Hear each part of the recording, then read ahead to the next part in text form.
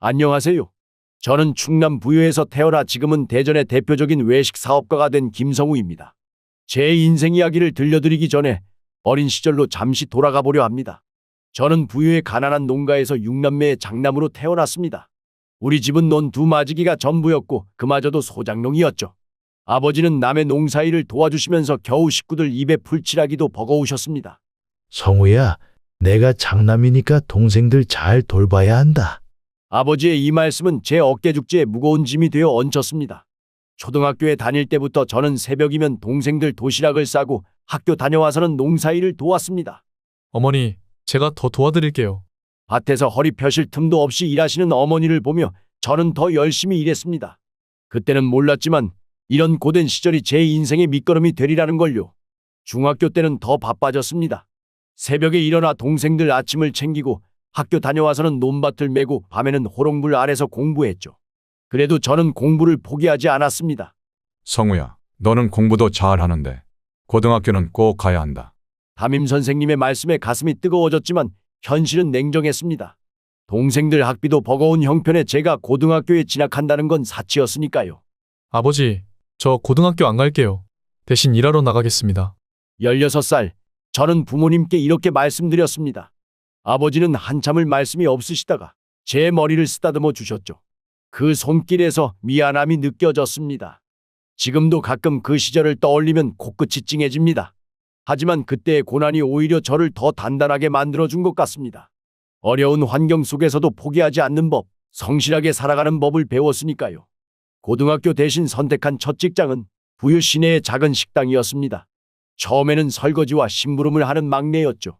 하루 종일 그릇을 닦고 바닥을 쓸고 닦느라 손이 거칠어졌지만 농사일에 단련된 저에겐 그리 힘들지 않았습니다. 성우야, 넌 농사짓던 솜씨로 칼질하니까 참 깔끔하구나. 주방장님의 이 한마디가 제 인생을 바꿨습니다. 그때부터 저는 요리에 관심을 가지기 시작했습니다. 새벽에 일찍 나와 주방장님의 요리하는 모습을 지켜보고 퇴근 후에는 남은 재료로 요리 연습을 했죠. 아버지, 이번 달 월급이에요. 동생들 학비로 써주세요. 매달 월급을 고스란히 집에 보내면서도 마음은 뿌듯했습니다. 어머니가 해주시던 된장찌개 맛을 기억하며 저만의 비법을 개발하기도 했죠. 그렇게 3년이 지나자 저는 어엿한 요리사가 되어 있었습니다. 성우야, 대전에 있는 큰 식당에서 일해볼 생각 없니? 내가 추천해 줄 테니. 21살, 주방장님의 추천으로 대전의 유명 식당으로 자리를 옮겼습니다. 그곳에서 저는 더 많은 것을 배웠습니다. 단순히 요리법뿐만 아니라 식자재 관리부터 주방 운영까지 모든 걸 익혔죠.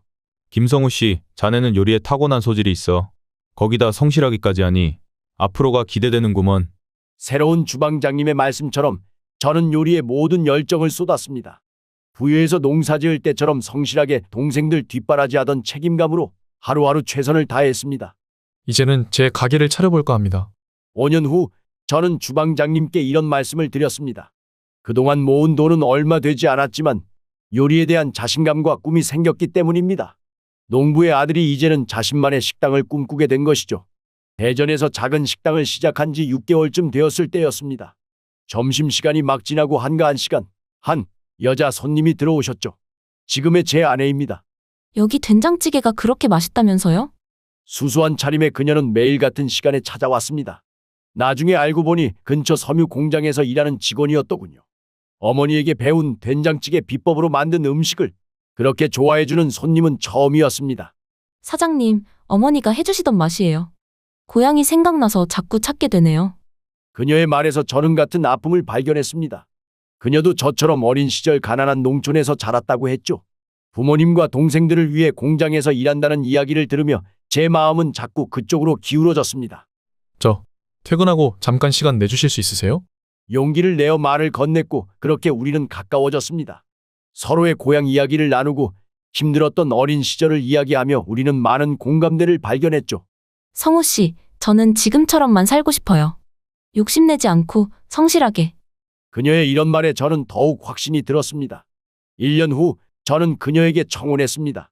화려하지 않았지만 서로를 이해하고 아끼는 마음만은 누구보다 깊었죠. 어머니, 이제 제가 어머니 딸이 되어 효도하겠습니다. 시골 부모님을 찾아뵈었을 때 아내는 이렇게 말했습니다.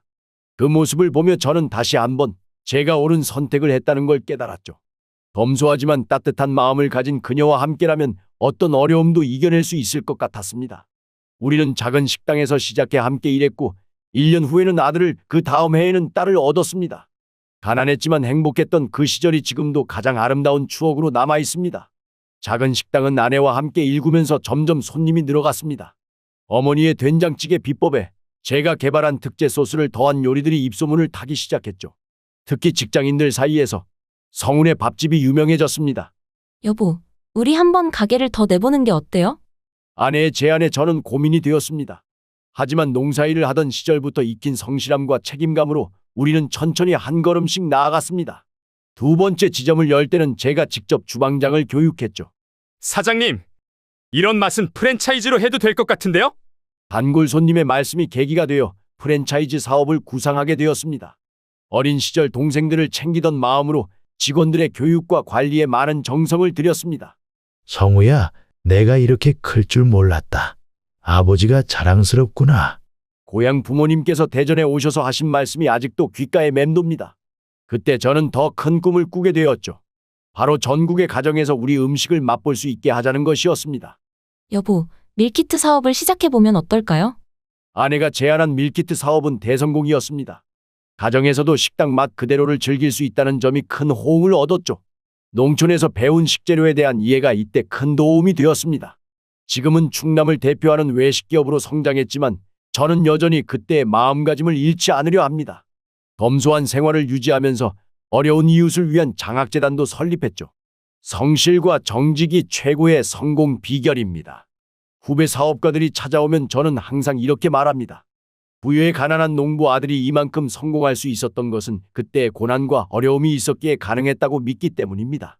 하지만 모든 일이 이렇게 순탄할 수만은 없었습니다. 그날은 평소와 다름없는 저녁이었습니다. 아내는 오랜만에 친구를 만나러 나갔고 저는 평소처럼 아내의 귀가를 기다리고 있었습니다.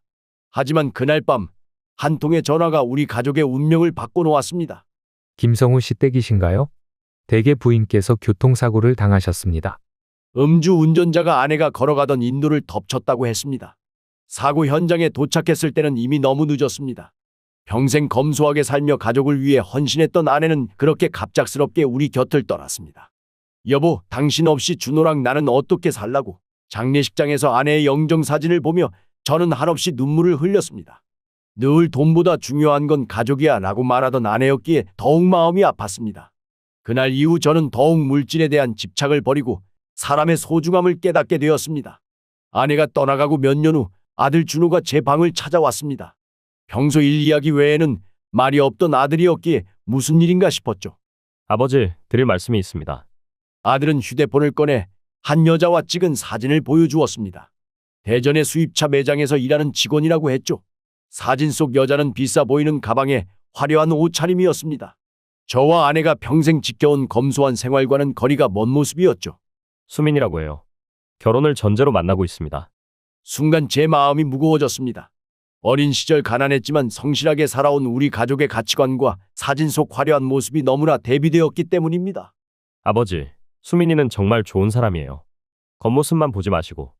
아들의 말을 듣는데 문득 먼저 간 아내 생각이 났습니다. 섬유 공장에서 일하며 검소하게 살았던 아내는 끝까지 허례허식을 멀리했었죠. 명품으로 치장한 예비 며느리의 모습은 우리 가정의 모습과는 너무 달랐습니다. 준호야, 결혼은 두 사람만의 일이 아니라 가족의 일이기도 하단다. 제가 조심스럽게 말을 꺼내자 아들은 조급한 듯 말했습니다. 아버지, 제가 벌써 33이에요.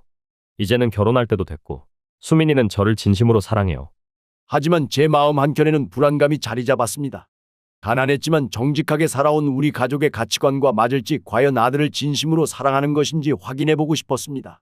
그래, 아버지가 한번 만나보마. 겉으로는 담담하게 대답했지만 속으로는 예비 며느리를 직접 만나볼 계획을 세웠습니다. 농부의 아들에서 시작해 지금까지 올 수 있었던 것은 사람을 보는 눈이 있었기 때문이니까요. 아들이 돌아간 후 저는 오랫동안 생각에 잠겼습니다. 어린 시절 부여에서 농사 지을 때도, 식당 일을 시작할 때도 저는 항상 겉모습이 아닌 사람의 진심을 보려 노력했습니다. 박 여사, 내일 잠시 외출이 있을 것 같소. 20년 넘게 우리 집 가사를 도와준 박영숙 여사에게 말했습니다. 그녀는 제 표정을 보더니 무슨 일인지 눈치챈 듯했습니다. 회장님, 혹시 수민 씨 만나러 가시는 건가요? 그래. 하지만 평범한 노인으로 가볼 생각이야. 저는 옷장에서 가장 낡은 옷을 골랐습니다. 소매가 해진 셔츠와 오래 입어 무릎이 바랜 면바지, 낡은 구두를 깨끗이 닦아 준비했습니다. 마치 제가 처음 식당일 시작할 때 입었던 것처럼 소박한 차림이었죠. 사람은 위기의 순간에 진짜 모습이 드러나는 법이지. 거울 앞에서 머리도 대충 빗기만 했습니다. 마치 동네 어르신처럼 보이는 모습에 만족스러웠죠. 이런 모습으로 갔을 때 과연 예비 며느리는 어떤 태도를 보일까 궁금했습니다. 회장님, 너무 걱정 마세요. 좋은 분이실 거예요. 박 여사의 위로가 오히려 제 마음을 더 무겁게 했습니다. 나는 우리 아들의 배우자가 돈이나 외모가 아닌 사람의 가치를 아는 사람이었으면 해. 어린 시절 가난 속에서도 서로를 아끼며 살았던 부모님, 검소하게 살면서도 따뜻한 마음을 잃지 않았던 아내를 생각하며 중얼거렸습니다. 내일 아들놈이 말하는 수입차 매장으로 가보겠어. 점심은 걱정하지 말고. 이렇게 말하고 방으로 들어오니 문득 장롱 속 아내의 옛 사진이 눈에 들어왔습니다. 수수한 차림이었지만 환한 미소를 짓고 있는 아내의 모습에서 저는 다시 한번 진정한 가치가 무엇인지 생각하게 되었습니다. 다음 날 저는 수입차 매장을 찾았습니다. 반짝이는 유리창과 최신형 차들이 늘어선 모습이 마치 다른 세상 같았습니다. 제가 처음 식당을 시작했을 때의 허름한 가게와는 너무나 달랐죠. 매장에 들어서자 화려한 옷차림의 직원들 사이에서 수민이 눈에 띄었습니다. 아들이 보여준 사진 속 그대로의 모습이었죠. 일부러 그녀 근처를 서성거리며 차들을 구경했습니다. 저기, 이 차는 얼마인가요? 수민은 제 낡은 차림새를 위아래로 훑어보더니 못 본 척 다른 곳을 바라보았습니다. 제가 다시 한번 말을 걸자 마지못해 이쪽으로 고개를 돌렸습니다. 손님, 이 차들은 모두 고가의 수입차입니다. 가격대가 좀 있으세요. 그 말투에는 당신 같은 분이 살 수 있는 차가 아니다라는 뜻이 담겨 있었습니다. 문득 제가 처음 식당을 할 때가 떠올랐습니다. 그때는 손님이 누구든 정성껏 대했었는데 말이죠. 그래도 이 차가 마음에 드는데 가격을 알 수 있을까요? 죄송하지만 지금 상담 예약이 있어서요. 저기 카탈로그 보시고 나중에 다시 방문해 주시겠어요? 수민의 눈빛은 이제 노골적으로 귀찮아하는 기색이 역력했습니다. 제가 농사짓던 시절 허름한 옷차림이었지만 서로 돕고 살던 이웃들의 따뜻한 마음이 그리워지는 순간이었습니다. 아가씨, 손님이 찾아왔으면 친절히 응대하는 게 도리 아닌가? 손님, 죄송하지만 저희 매장은 예약제로 운영됩니다. 그리고 이런 고급차는 신중하게 검토하셔야. 말끝을 흐리는 그녀의 모습에서 저는 깊은 실망감을 느꼈습니다. 먼저 간 아내는 섬유 공장에서 일할 때도 손님이 찾아오면 늘 밝은 미소로 맞이했었는데 말이죠. 매장을 나서는 발걸음이 무거웠습니다. 겉모습만으로 사람을 판단하는 그녀가 과연 우리 가족의 가치관을 이해할 수 있을지 걱정이 되었습니다. 매장에서의 일이 있고 며칠 후 아들이 수민을 우리 집에 데려왔습니다. 저는 일부러 정원에서 텃밭을 가꾸고 있었죠. 어린 시절 부여에서 농사짓던 습관이 남아 지금도 틈나면 작은 텃밭을 일구곤 합니다. 아버님? 계신가요? 수민이 현관에 들어서며 두리번거렸습니다. 저는 일부러 모른 척 호미로 땅을 봤죠.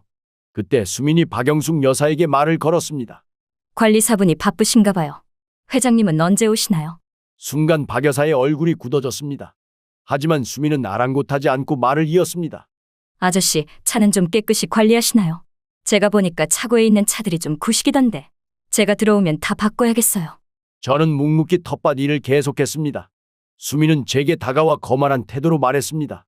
아저씨, 나중에 제가 이 집 며느리가 되면 잘 부탁드려요. 물론 제가 마음에 들지 않으면 다른 분으로 바꿀 수도 있겠지만요. 그 순간 아들이 정원으로 나왔습니다. 수민 씨, 지금 뭐 하시는 거예요? 아, 준호 씨. 기사 아저씨랑 잠깐 이야기 중이었어요. 저기, 수민 씨, 그분이. 아들의 얼굴이 창백해졌습니다. 저는 천천히 일어나 흙을 털어냈습니다.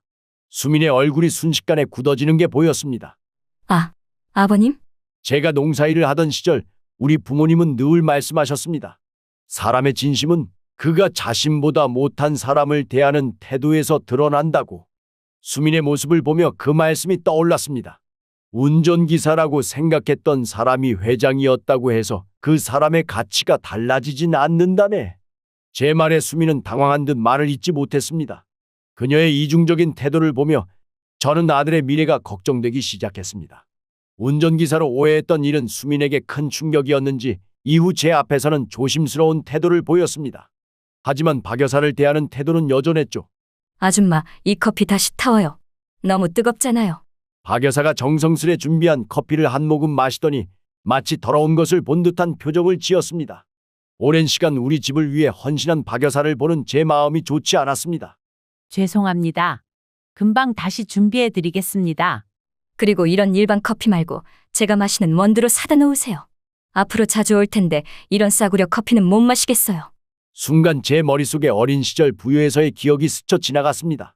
가난했지만 이웃들과 막걸리 한 잔이라도 나눠 마시며 정을 나누던 그때가 떠올랐죠. 아버님, 제가 다음에 좋은 원두 갖다 드릴게요. 이런 건 제가 잘 알아요. 저를 의식한 듯 달콤한 목소리로 말했지만 곧이어 박 여사에게 다시 냉정한 어조로 말했습니다. 아줌마, 이런 식으로 일하시면 안 되죠. 기본적인 서비스 마인드가 없으시네.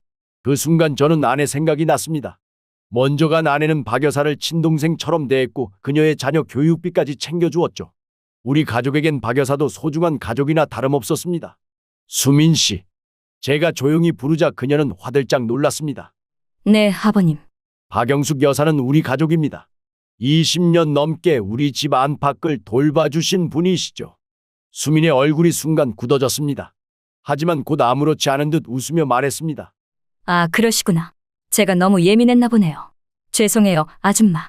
하지만 그 사과의 말에는 진심이 느껴지지 않았습니다. 식당 일을 시작할 때부터 제가 배운 것은 진심은 숨길 수 없다는 것이었으니까요. 수민의 모습을 보며 과연 이런 사람이 우리 가족의 구성원이 될 수 있을지 더욱 의문이 들었습니다. 수민은 거실을 둘러보며 이것저것 살펴보기 시작했습니다. 제가 평생 일구어온 집을 보는 그녀의 눈빛이 마음에 들지 않았습니다. 준호 씨, 이 가구들은 다 언제 바꾸신 거예요? 너무 클래식한데. 클래식이란 말 속에 담긴 구식이라는 뜻을 모를 리 없었습니다. 20년 전 처음 성공했을 때 아내와 함께 고른 가구들이었습니다. 비싼 것은 아니었지만 우리 부부의 추억이 담긴 소중한 것들이었죠. 아버님, 이런 인테리어는 좀 올드한 것 같아요. 제가 들어오면 다 현대적으로 바꿔볼게요. 제가 아는 디자이너가 있거든요. 마치 자기 집인 양 구석구석을 둘러보며 혀를 찼습니다. 저는 문득 부여에서 초가집에 살던 시절이 떠올랐습니다. 그때는 가진 것 없어도 행복했는데 이렇게 많은 것을 가진 지금 오히려 마음이 불편해지는 걸 보니 아이러니했습니다. 이 그림들도 다 바꿔야겠어요.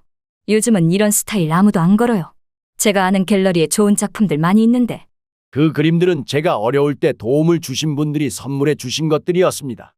값어치를 따지자면 비싼 것들은 아니었지만 그 속에 담긴 마음만큼은 어떤 명화보다 귀중했습니다. 수민 씨, 물건의 가치는 값어치가 아닌 그 속에 담긴 이야기에 있다고 생각합니다. 제 말에 수민은 잠시 당황한 듯했지만 이내 또다시 말을 이었습니다. 아버님, 그래도 이제는 좀 바꾸실 때가 됐어요. 이런 식으로는 손님들이 오셨을 때 좀 창피할 것 같아요. 창피하다는 말에 제 마음이 무거워졌습니다. 식당 일을 시작할 때부터 저는 겉모습이 아닌 내실을 중요하게 여겼습니다. 정성과 진심이 담긴 음식으로 손님들의 마음을 얻었던 것처럼 집 역시 거칠애가 아닌 가족의 정이 중요하다고 생각했기 때문입니다. 수민 씨, 우리 집은 손님들에게 보여주기 위한 곳이 아닙니다. 가족들이 행복하게 살아가는 공간이죠. 그 말을 하는 순간 아들의 얼굴이 어두워지는 것이 보였습니다. 수민 씨, 며칠 전 수입차 매장에 방문했던 손님 기억나시나요? 제가 이 말을 꺼내자 수민의 얼굴이 순식간에 창백해졌습니다. 낡은 옷을 입고 찾아갔던 그날의 기억이 떠오른 듯했죠. 아, 아버님, 그게? 그러니까. 말을 더듬는 수민의 모습은 얼마 전 매장에서 보여준 거만한 태도와는 전혀 달랐습니다. 마치 제가 처음 식당 일을 시작할 때 손님 앞에서 실수했던 때처럼 당황한 표정이었죠. 죄송합니다, 아버님. 제가 그때는 정말 몰랐어요. 아버님이신 줄 알았더라면. 그럼 알았다면 다르게 대했다는 건가요? 수민은 순간 말문이 막힌 듯했습니다. 제 질문의 의도를 깨달은 걸까요? 아니, 그게 아니라 저는 그저 사람은 그 사람의 지위나 재산이 아닌 그 자체로 존중받아야 하는 거 아닐까요? 제 말에 수민은 급하게 태도를 바꾸었습니다. 아버님 말씀이 맞으세요. 제가 잘못했어요. 앞으로는 절대 그러지 않을게요. 아버님께서 가르쳐 주신 대로 살아가도록 하겠습니다. 하지만 그 말투에는 진정성이 느껴지지 않았습니다. 농사짓던 시절 어려운 중에도 서로를 진심으로 대하던 이웃들의 모습이 떠올랐습니다. 수민 씨, 방금 전까지 운전기사라고 생각했을 때의 태도와 지금의 태도가 너무 다르네요. 아버님, 저는 진심은 숨길 수 없는 법입니다. 제가 식당 일을 하면서 가장 크게 배운 것이 바로 그것이었습니다. 아들은 이 모든 상황을 지켜보며 깊은 한숨을 내쉬었습니다. 그제서야 자신이 사랑했던 사람의 진짜 모습을 보게 된 걸까요? 아버지, 저는 준호야, 때로는 사람을 알아가는 데는 시간이 필요하단다. 하지만 그 시간이 헛되지 않으려면 그 사람의 진짜 모습을 보려 노력해야 해. 수민의 얼굴이 점점 굳어갔습니다. 더 이상 감출 수 없는 본 모습이 드러난 걸까요? 그날 이후 아들과 수민의 관계는 급속도로 냉각되었습니다. 아들은 제가 보여준 수민의 이중적인 모습에 큰 충격을 받은 듯했죠. 하지만 더 큰 충격은 그 후에 찾아왔습니다. 어느 날 우리 회사 구매팀 직원이 제 사무실을 찾아왔습니다. 회장님, 제가 지난주에 수입차 구매하러 갔다가 우연히 알게 된 사실인데 직원의 표정이 심상치 않았습니다. 수민 씨가 근무하던 매장에서 큰 사고가 있었다고 합니다. 회사 돈을 빼돌렸다고. 순간 제 귀를 의심했습니다. 하지만 이어지는 이야기는 더 충격적이었습니다. VIP 고객들의 계약금을 따로 빼돌리고 할부 계약서를 조작해서 차액을 챙겼다고 하더라고요. 지금 경찰 수사가 진행 중이라고 합니다. 문득 수민이 화려한 명품으로 치장하고 다녔던 모습이 떠올랐습니다. 제가 처음 식당을 할 때는 하루 매출을 꼭 장부에 기록하고 거스름돈 하나까지 정확히 맞추려 노력했던 기억이 났습니다. 그게 다가 아닙니다. 수민 씨가 우리 도련님을 노린 것도 다 계획적이었다고 해요. 매장에 오는 고객 정보로 도련님의 신분을 미리 알았다고 합니다. 저는 깊은 한숨을 내쉬었습니다. 어린 시절 가난했지만 정직하게 살아오신 부모님의 가르침 그리고 제가 평생 지켜온 원칙들이 떠올랐습니다. 아버지, 제가 사람을 제대로 보지 못했습니다. 소식을 전해 들은 아들의 목소리가 떨렸습니다. 준호야, 사람을 볼 때는 겉모습이 아닌 그 사람의 진심을 봐야 한다고 했잖니. 이번 일을 통해 그걸 배웠다면 이것도 나쁜 경험은 아닐 거야.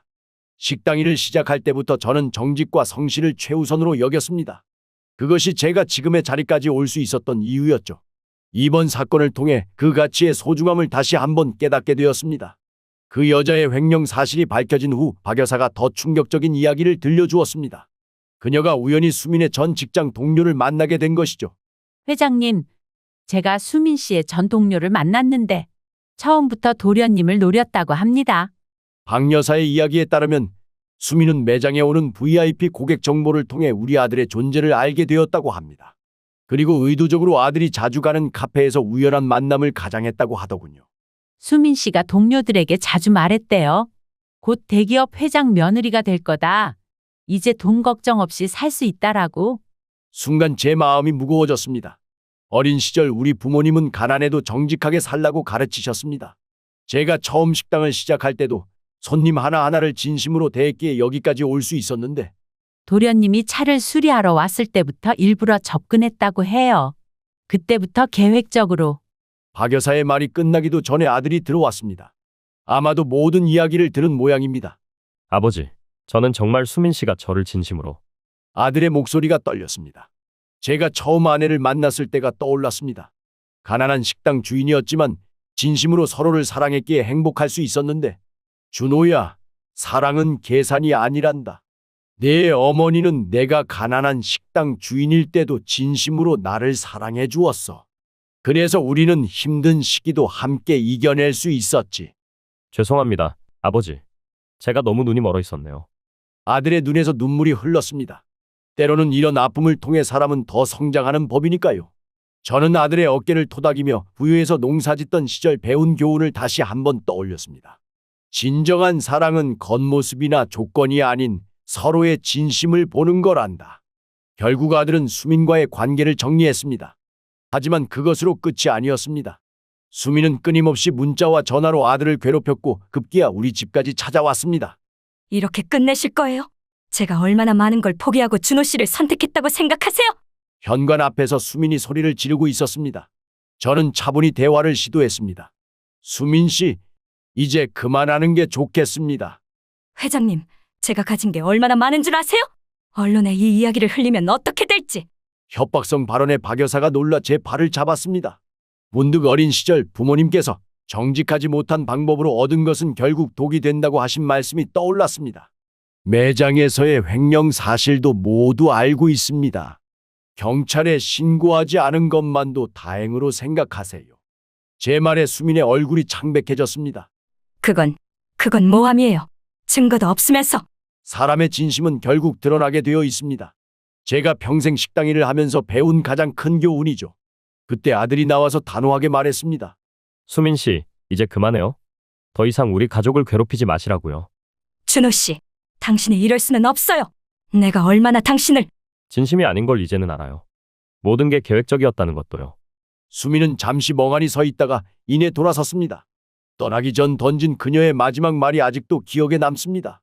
후회하실 거예요. 분명 후회하실 거라고요. 그날 밤 저는 아들에게 말했습니다. 준호야, 때론 실패가 더 큰 가르침을 줄 때가 있단다. 네 어머니와 나는 가난했지만 서로를 믿었기에 여기까지 올 수 있었어. 아들은 묵묵히 고개를 끄덕였습니다. 이번 일을 통해 많은 것을 배웠을 테니까요. 수민과의 일이 있고 난 후 우리 가족은 오히려 더 끈끈해졌습니다. 특히 아들은 많이 달라졌습니다. 예전에는 바쁘다는 핑계로 자주 찾지 않던 텃밭에도 종종 들르더군요. 아버지, 제가 도와드릴게요.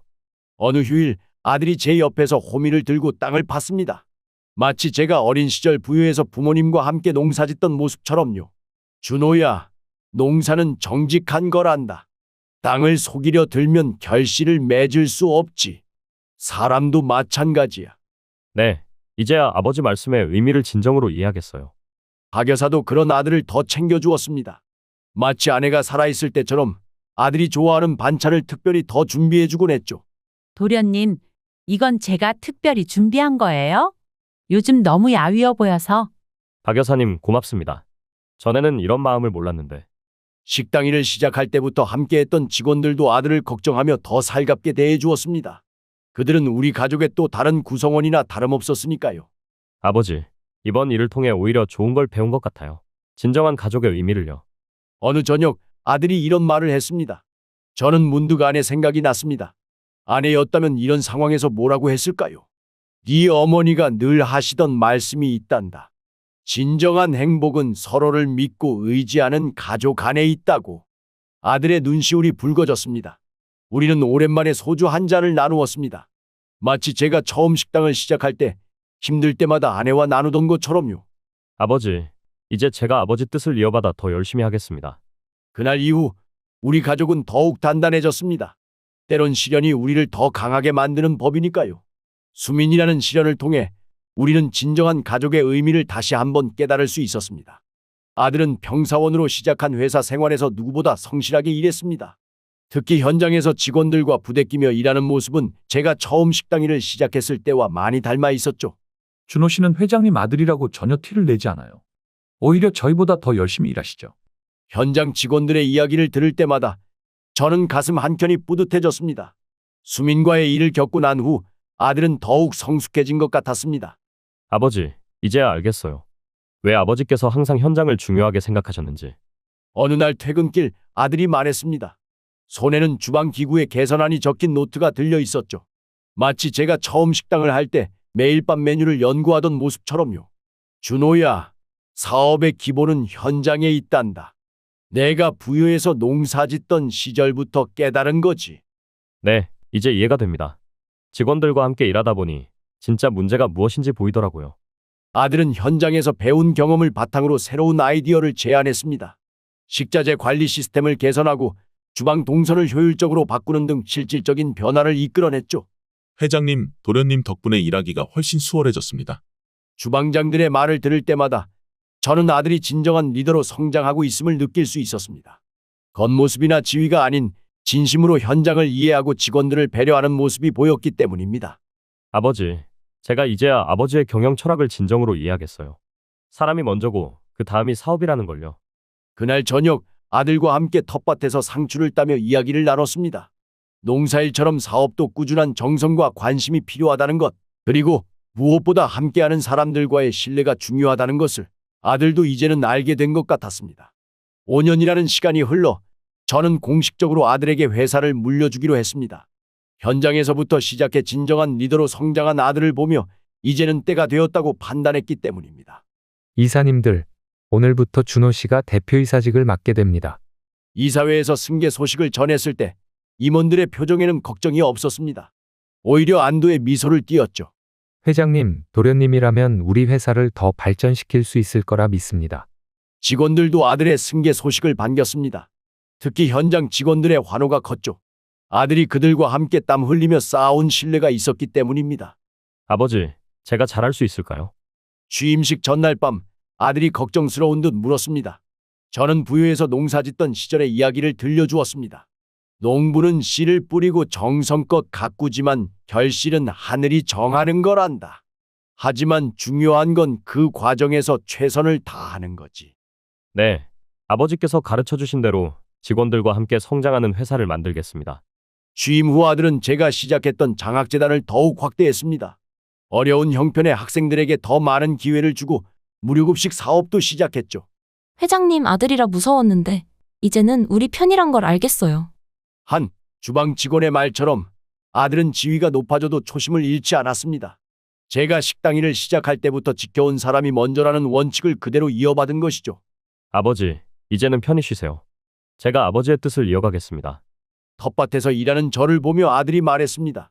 그 모습에서 저는 우리 가업의 미래가 밝다는 확신을 얻었습니다. 겉모습이 아닌 진정성으로 사람들의 마음을 얻은 아들이 이제는 진정한 경영자로 우뚝 선 것입니다.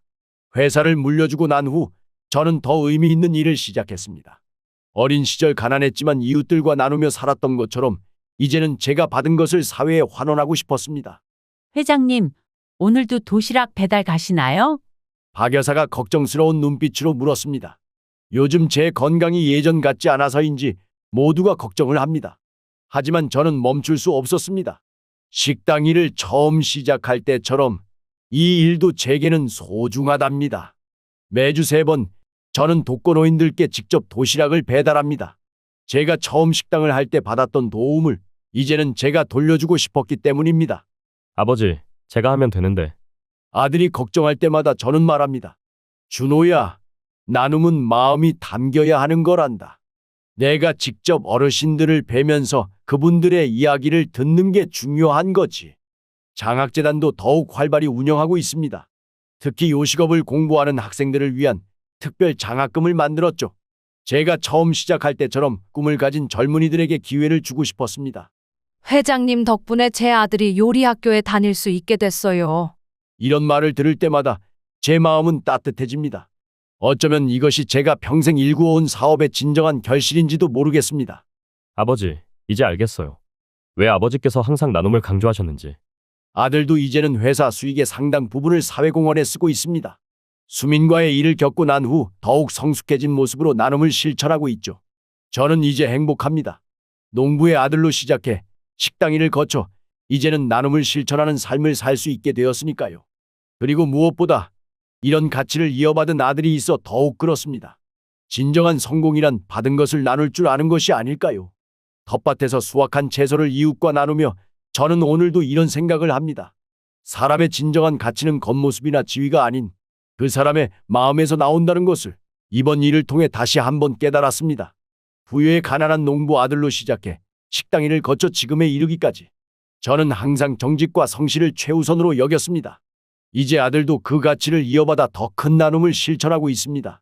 돈이나 명예가 아닌 따뜻한 마음과 정직함이야말로 진정한 성공의 열쇠라는 것을 우리 가족의 이야기가 여러분께 전해졌기를 바랍니다. 그럼 재우 씨가 회사 그만두고 돌볼래요? 저는 어떻게든 일하고 있는데 어머님이 제대로 못하셨잖아요. 됐다. 이제 나도 할 말하고 살란다. 내가 여기 와서 서율이 돌보면서 얼마나 조심하고 애썼는지 너는 알기나 하니? 울지 마, 할머니. 엄마, 저희가 지방으로 발령이 나서요. 큰아들 재우의 목소리가 전화기 너머로 들렸습니다. 서울에서 살던 아들 부부가 지방으로 발령이 났다는 소식에 손자 서유리를 제가 맡아야 한다는 이야기였습니다. 그래, 엄마가 서울 올라가서 서유리 돌볼게. 파출부 일은 어차피 그만둘 때도 됐고. 그렇게 대답하면서도 제 안에서는 여러 생각이 교차했습니다. 이제껏 남의 집 살림을 도맡아 하면서도 이렇게 떨리기는 처음이었어요. 손자를 돌본다는 기쁨과 함께 새로운 시작에 대한 두려움이 공존했습니다. 짐을 싸면서 문득 지난 20년이 떠올랐습니다. 아침 일찍 일어나 남의 집 살림을 돕고 밤늦게 지친 몸을 이끌고 돌아오던 날들. 그 시간들이 이제는 우리 서유리를 위한 소중한 경험이 될 거라고 생각하니 마음이 따뜻해졌어요. 서울역에 도착했을 때 아들이 마중을 나와 있었습니다. 엄마, 여기에요. 오랜만에 보는 아들의 얼굴이 좋아 보였어요. 어머니, 이제 서유리 키우느라 힘드셔서 어떡해요? 며느리의 목소리에는 미안함과 걱정이 섞여 있었습니다. 저는 괜찮다고 이제 내 손주 키우는 게 얼마나 좋겠냐고 웃으며 대답했지만 가슴 한켠에는 묵직한 책임감이 자리 잡았어요. 차를 타고 가는 길에 보이는 높은 빌딩들과 복잡한 거리, 낯선 풍경에 마음이 조금 떨렸지만 이내 서유리 생각에 미소 지었습니다. 이제는 더 이상 남의 집 아이가 아닌 내 진짜 손주를 돌볼 수 있다는 생각에 설레는 마음을 감출 수 없었어요. 서유라, 이제 할머니가 내 곁에서 매일매일 지켜줄게. 창밖으로 스쳐 지나가는 도시의 풍경을 보며 조용히 다짐했습니다. 어머니, 서유리가 지금 낮잠을 자고 있어요. 며느리의 안내를 받으며 서유리의 방으로 들어섰습니다. 앙증맞은 침대에는 포근한 이불을 덮고 우리 서유리가 새근새근 잠들어 있었어요. 간간히 작은 입술을 오물거리는 모습이 천사 같았습니다. 아이고, 우리 서유리, 할머니가 왔다. 그동안 영상통화로만 보던 손자를 실제로 보니 눈시울이 붉어졌습니다. 남의 집 아이들을 돌볼 때는 몰랐던 감정이 북받쳐 올랐어요. 작은 손가락 하나하나가 보석처럼 귀하게 느껴졌습니다. 잠시 후 서유리가 눈을 비비며 일어났습니다. 처음 보는 할머니가 낯설 텐데도 저를 빤히 쳐다보더니 이내 방긋 웃었어요. 보조개가 깊게 파이는 모습이 꼭 어릴 적 재우를 보는 것 같았습니다. 할머니, 첫 마디를 떼자마자 제 품으로 안겨오는 서유리를 보며 가슴이 뭉클해졌습니다. 며느리가 매일 영상통화로 보여준 덕분인지 서유리는 저를 금세 알아보았나 봅니다. 어머님, 서유리가 할머니를 참 좋아하나 봐요. 며느리의 말에 가슴이 벅차 올랐습니다. 서유리는 제 무릎에 앉아 자신의 장난감을 하나씩 보여주기 시작했어요. 작은 자동차, 블럭 곰인형, 하나하나 설명하는 모습이 기특하기만 했습니다. 할머니, 이거 봐요. 부릉부릉. 서유리의 천진난만한 웃음소리가 방 안을 가득 채웠습니다. 이제까지 돌봐온 그 어떤 아이도 이렇게 마음을 따뜻하게 녹여주진 못했어요. 시간 가는 줄 모르고 서유리와 놀다 보니 어느새 해가 저물었습니다. 창밖으로 붉은 노을이 지고 서유리는 다시 제 품에 안겨 스르르 잠이 들었어요.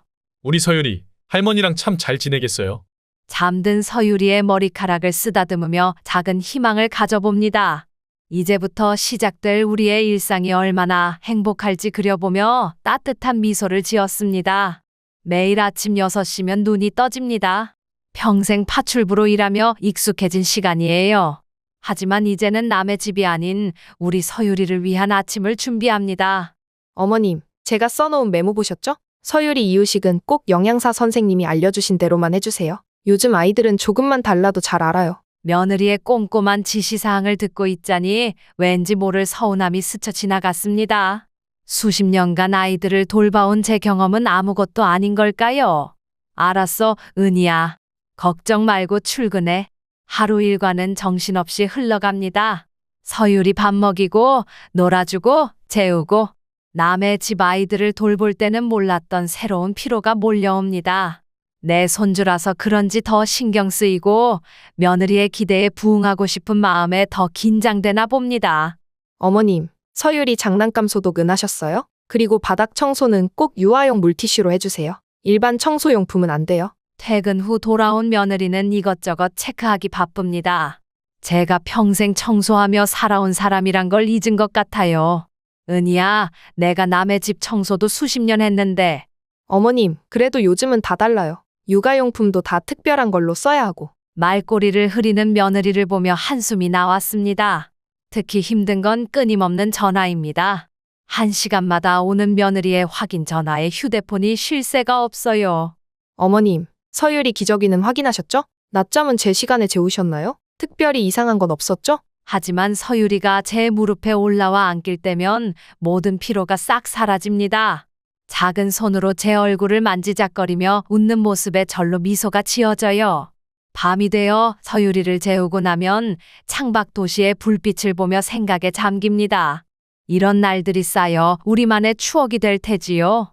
비록 며느리의 까다로운 기준에 맞추느라 힘들지만 서유리의 해맑은 웃음을 위해 이 정도쯤은 감내할 수 있을 것 같습니다. 이제 곧 적응되겠지. 혼잣말을 중얼거리며 내일을 위해 다시 힘을 내봅니다. 서유리가 처음으로 걸음마를 시작했습니다. 이제는 제 뒤를 졸졸 따라다니며 할머니, 할머니 하고 부르는 목소리가 집안 가득 울려 퍼져요. 어머님, 서유리 혼자 걷다가 넘어질 수 있으니까 꼭 잡아주세요. 자칫하면 큰일 날 수 있어요. 며느리의 걱정 어린 당부가 계속됩니다. 남의 집 아이들도 수없이 키워봤지만 이번만큼은 저도 조심스러워져요. 서유리가 비틀거리며 걸을 때마다 가슴이 덜컥 내려앉습니다. 할머니가 여기 있다. 우리 서유리. 서유리의 작은 손을 잡고 한 발 한 발 걷는 연습을 합니다. 넘어질 듯 말 듯 위태로운 걸음이지만 그래도 끝까지 혼자 가보겠다고 안간힘을 쓰는 모습이 대견하기만 해요. 어머님, 서유리 간식은 제가 준비해둔 것만 주세요. 알레르기 때문에. 매일 아침 며느리가 적어주는 메모장의 내용이 점점 늘어갑니다. 때로는 답답하고 서운할 때도 있지만 그만큼 서유리를 사랑하는 마음이 크다는 걸 이해해요. 어느 날 서유리가 열이 살짝 났습니다. 평소 같으면 대수롭지 않게 여겼을 일인데 이상하게 마음이 놓이지 않았어요. 은희야, 서유리가 좀 안 좋은 것 같아. 어머님, 체온계로 재보셨어요? 몇 도예요? 제가 지금 달려갈게요. 며느리의 다급한 목소리를 들으며 문득 깨달았습니다. 이제는 더 이상 남의 집 아이를 돌보는 게 아니라는 걸요. 우리 서유리를 위해서는 제가 가진 경험도 자존심도 다 내려놓아야 할지 모르겠습니다. 할머니, 열에 들떠 잠든 서유리의 이마에 수건을 얹어주며 다짐했습니다. 이제부터는 더 세심하게, 더 조심스럽게 며느리의 말 하나하나를 더 귀담아 들어야겠다고요. 서유라, 할머니가 더 잘할게. 밤새 서유리 곁을 지키며 지난 날들을 돌아보았습니다. 파출부로 일하면서 쌓은 경험이 소중하지만 이제는 새로운 마음가짐으로 시작해야 할 것 같아요. 그래요. 이제부터는 달라져야겠습니다. 며느리의 걱정과 당부를 귀찮아하지 않고 서유리를 위해 더 많이 배우고 이해하려 노력해야겠어요. 내 손주를 위한 일이니까 이 정도쯤은 기쁘게 감당할 수 있을 것 같습니다. 할머니가 이제 정말 잘할게.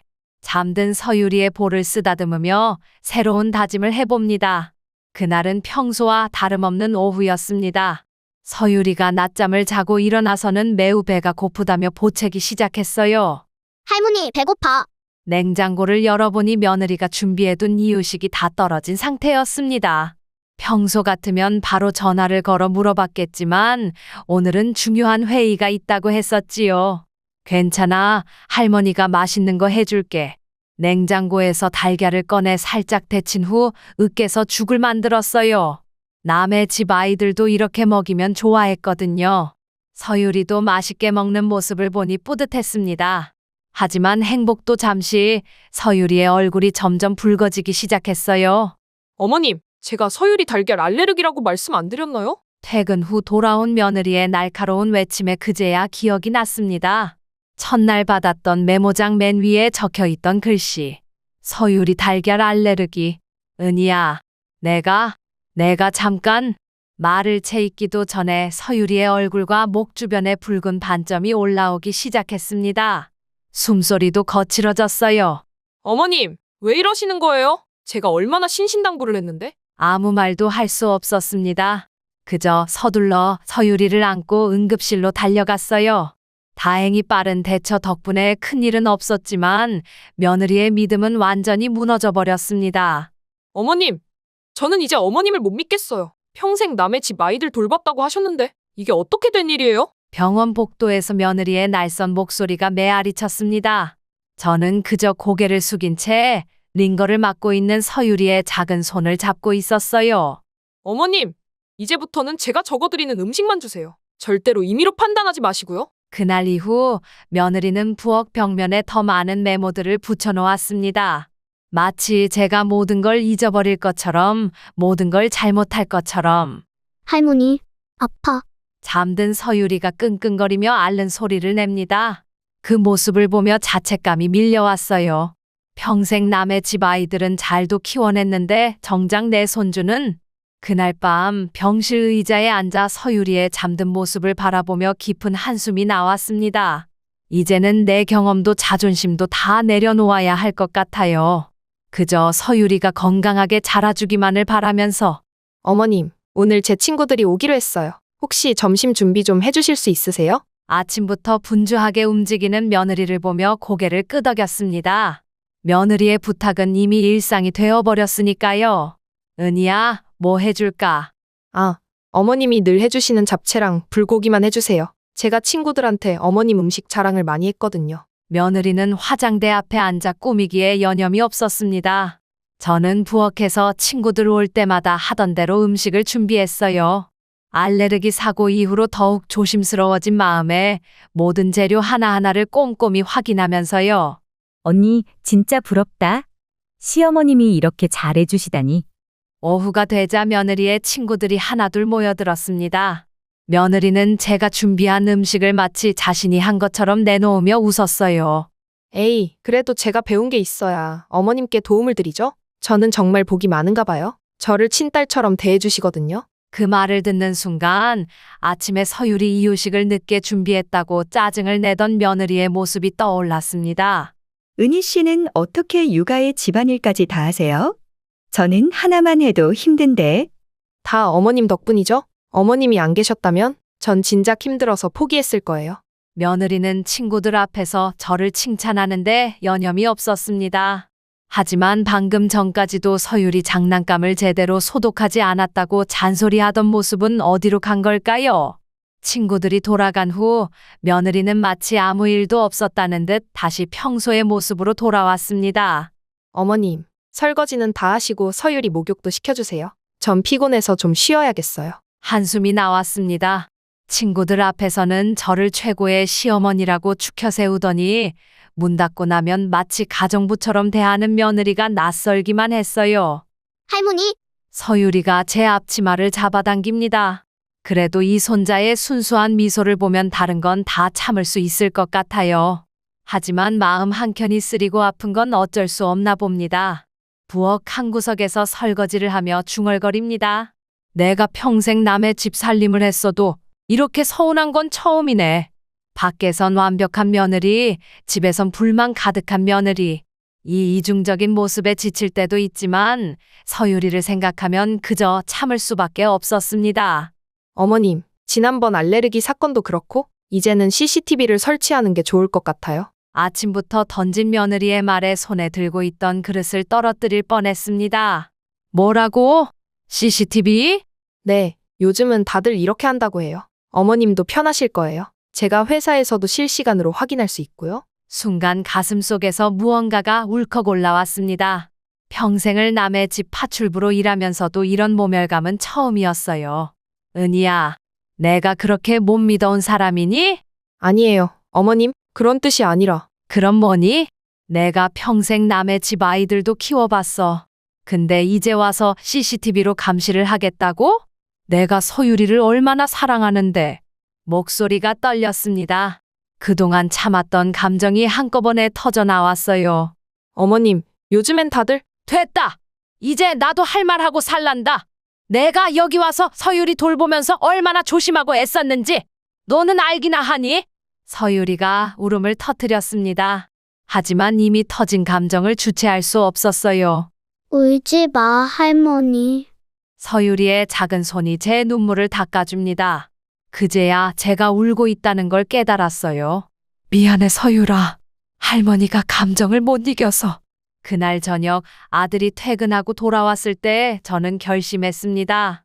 재우야, 엄마 이제 못하겠다. 시골로 내려갈까 봐. 하지만 서유리의 작은 손이 제 옷자락을 꼭 붙잡았습니다. 할머니 가지 마. 서유리의 눈물 젖은 얼굴을 보니 마음이 무너져 내렸습니다. 결국 또 다시 마음을 다잡아야 했어요. 할머니 안 가? 우리 서유리가 이렇게 붙잡는데 어떻게 가겠어? 그래요. 이게 다 서유리를 위해서. 하지만 가슴 한켠의 상처는 쉽게 아물지 않을 것 같았습니다. CCTV라니? 그동안의 제 정성과 사랑이 한순간에 무너지는 것 같았어요. 며칠 후 서유리가 또다시 고열에 시달리기 시작했습니다. 아마도 알레르기 반응이 채 가라앉지 않은 탓인 것 같았어요. 은희야, 서유리가 열이 심해. 어머님, 그러게 제가 그날 신경 써서 보시라고 했잖아요. 지금 열이 얼마나 돼요? 나는 괜찮을 줄 알았는데 39도야. 전화기 너머로 들리는 한숨 소리가 가슴을 찔렀습니다. 급히 병원으로 향했지만 의사 선생님은 입원을 권하셨어요. 알레르기 반응이 완전히 가라앉지 않은 상태에서 면역력이 떨어진 것 같네요. 이틀 정도는 입원하면서 지켜봐야 할 것 같습니다. 병실에 도착한 며느리의 눈빛은 차가웠습니다.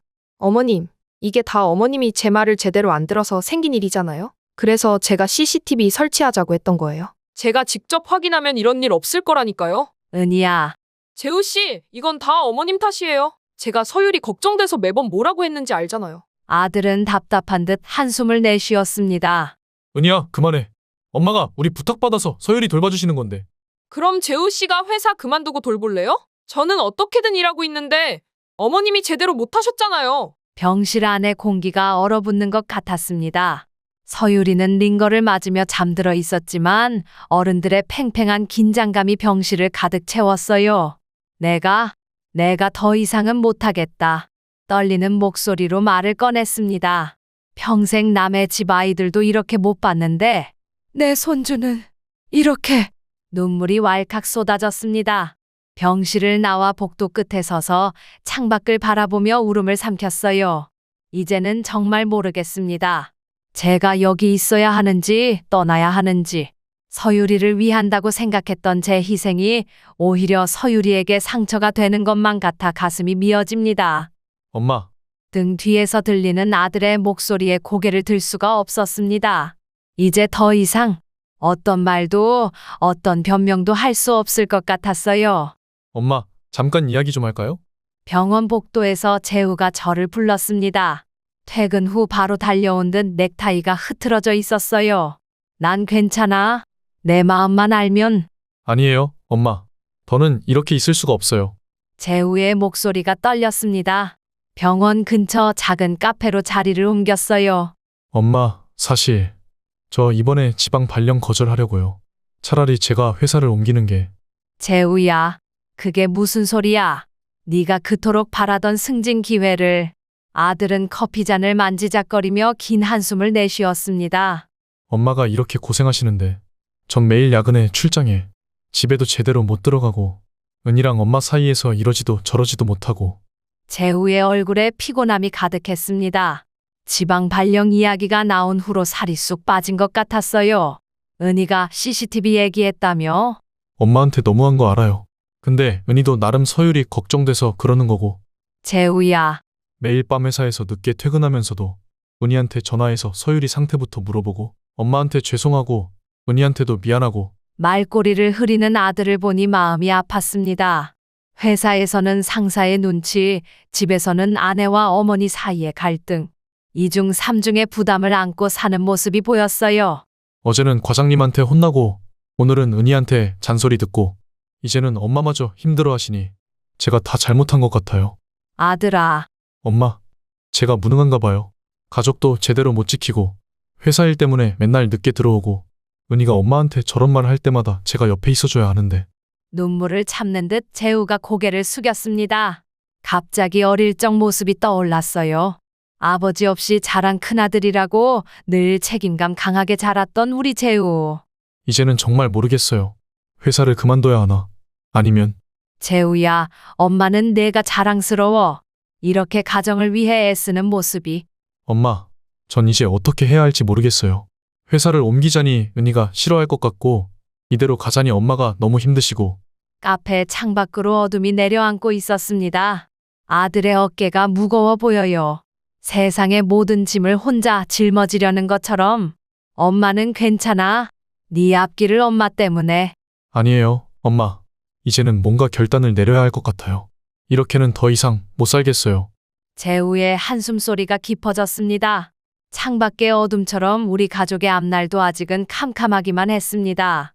병실 의자에 앉아 잠든 서유리를 바라보며 깊은 한숨이 나왔습니다. 링거 맞은 자리가 빨갛게 부어올라 작은 파스를 붙여둔 서유리의 손이 가슴을 아프게 해요. 내가 여기서 뭐 하고 있는 걸까? 평생 파출부로 살면서 꿈꿨던 건 남부럽지 않은 우리 아들 내외의 모습이었습니다. 하지만 지금 제가 마주한 현실은 달랐어요. 오히려 제가 이 가정의 평화를 깨뜨리는 것만 같았습니다. 어머님, 서율이 약 먹일 시간이에요. 며느리의 차가운 목소리에 고개를 들었습니다. 이제는 그 목소리에 담긴 날이 선 감정이 너무나 익숙해졌어요. 알았어. 약을 먹이는 내내 며느리의 시선이 따갑게 느껴졌습니다. 마치 제가 또 실수할 것만 같은 불안한 눈길. 어머님, 이번엔 제대로 하셨죠? 가슴 한켠이 아려왔습니다. 남의 집 아이들도 이렇게 의심받으며 키워본 적은 없었는데 하필 내 손주를 키우면서 이런 대우를 받다니. 할머니, 잠에서 깬 서유리가 제 손을 꼭 잡았습니다. 이 작은 손 하나가 지금까지 버틸 수 있는 힘이 되어 주었지만 한편으로는 이 손 때문에 더 괴로웠어요. 이대로 도망가 버릴까? 문득 그런 생각이 들었습니다. 하지만 이내 고개를 저었어요. 서유리를 두고 어떻게 떠날 수 있을까? 그동안 키워온 정이 얼마나 깊은데. 엄마, 좀 괜찮으세요? 재우가 퇴근하고 들른 김에 물었습니다. 입가에 억지 미소를 지어 보였어요.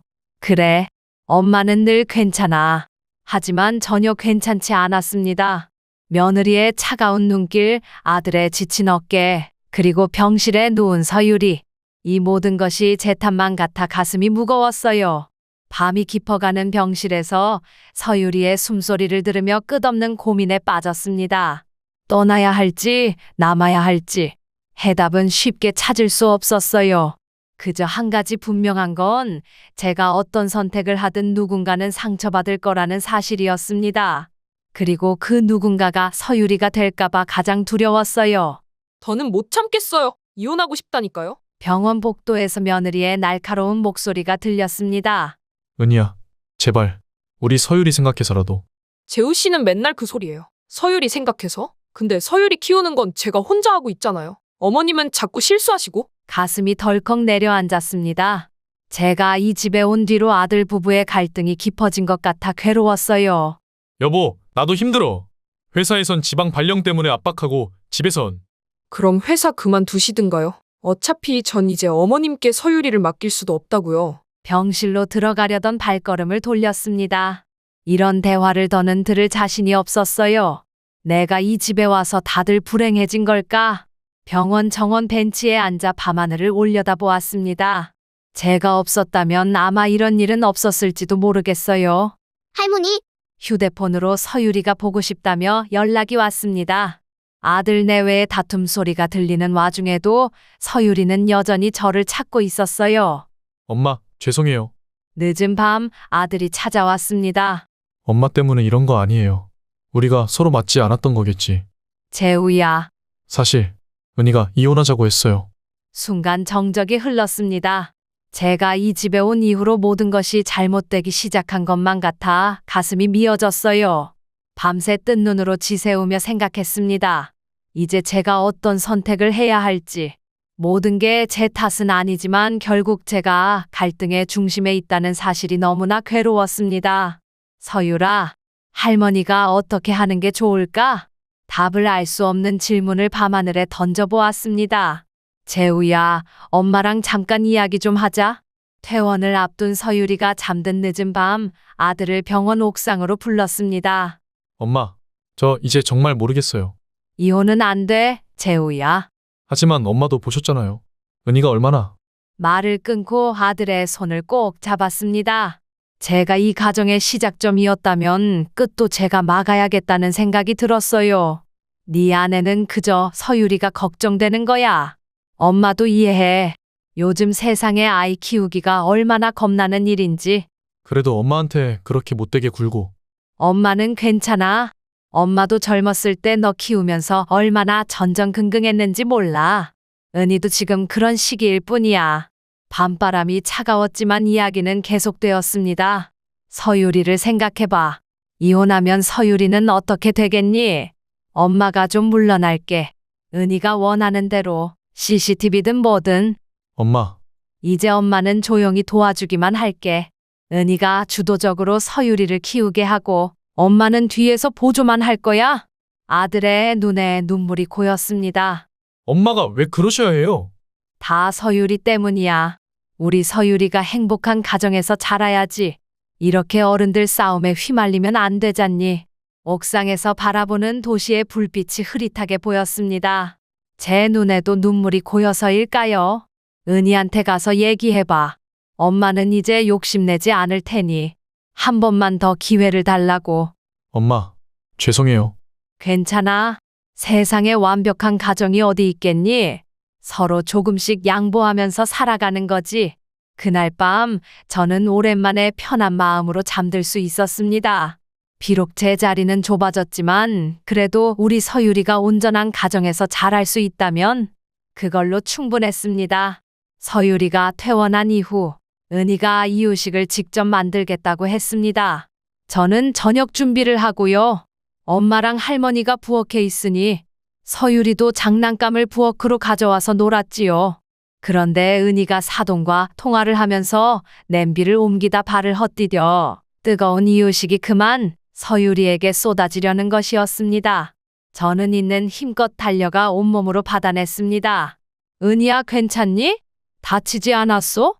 어머니 괜찮으세요? 저는 팔에 조금 화상을 입었지만 서유리와 은희는 다행히 다치지 않았습니다. 온몸으로 뜨거운 냄비를 받아낸 저를 보고 은혜는 많이 놀란 것 같았습니다. 어머니, 제가 회사를 그만두기로 했어요. 일주일 후 며느리가 조심스럽게 말을 꺼냈습니다. 부엌에서 설거지를 하던 손길이 잠시 멈췄어요. 회사를? 왜? 제가 생각해보니 어머님께만 너무 많은 걸 떠맡겼더라고요. 제가 엄마로서 할 일을 제대로 못했던 것 같아요. 며느리의 목소리에는 처음 들어보는 부드러움이 묻어 있었습니다. 우리 동네 자그마한 빵집에서 파트타임으로 일하기로 했어요. 오전에만 잠깐? 그러면 서유리도 제가 더 많이 돌볼 수 있을 것 같아서요. 설거지를 마저 하며 고개를 끄덕였습니다. 며느리의 결정이 의외였지만 한편으로는 안도가 되었어요. 어머니, 그동안 정말 죄송했어요. 제가 욕심이 너무 많았나 봐요. 회사에서도 인정받고 엄마로서도 완벽하고 싶어서. 은희야. 이제는 제가 서유리 엄마로서 제 몫을 하고 싶어요. 어머님은 그냥 할머니로 사랑해 주시면 돼요. 며느리의 눈가에 눈물이 고였습니다. 할머니, 엄마. 서유리가 부엌으로 뛰어들어왔습니다. 며느리는 서유리를 안아들며 웃었어요. 우리 서유리, 이제 엄마가 더 많이 놀아줄 수 있겠다. 그날부터 집안의 분위기가 조금씩 달라지기 시작했습니다. 며느리는 아침에만 빵집에 나가고 오후에는 서유리와 함께 보내는 시간이 많아졌어요. 저는 조용히 뒤에서 돕기만 했습니다. 며느리가 서유리를 돌볼 때도 멀리서 지켜보기만 했죠. 그러자 오히려 며느리가 먼저 다가와 물어보곤 했어요. 어머님, 서유리 이유식 만드는 거 좀 가르쳐 주세요. 어머님이 해주시는 걸 서유리가 제일 좋아하더라고요. 작은 변화였지만 이제야 우리 가족이 제자리를 찾아가는 것 같았습니다. 이제 엄마도 좀 쉬셔야겠어요. 제가 이제 서유리 잘 볼 수 있어요. 며느리의 말에 고개를 끄덕였습니다. 이제는 정말 떠나야 할 때가 온 것 같았어요. 며칠 후에 내려갈까 해. 이제 은희도 서유리 잘 돌볼 수 있을 것 같고. 어머니. 괜찮아. 가끔 보러 올라올게. 명절에도 오고. 짐을 정리하면서 문득 이 방에서 보낸 시간들이 떠올랐습니다. 처음엔 낯설고 힘들었지만 이제는 이곳도 정이 들었나 봅니다. 할머니, 어디 가? 짐을 싸는 걸 본 서유리가 눈을 동그랗게 뜨고 물었습니다. 할머니, 이제 집에 가야 해. 여기가 할머니 집이잖아. 서유리의 순수한 말에 가슴이 먹먹해졌습니다.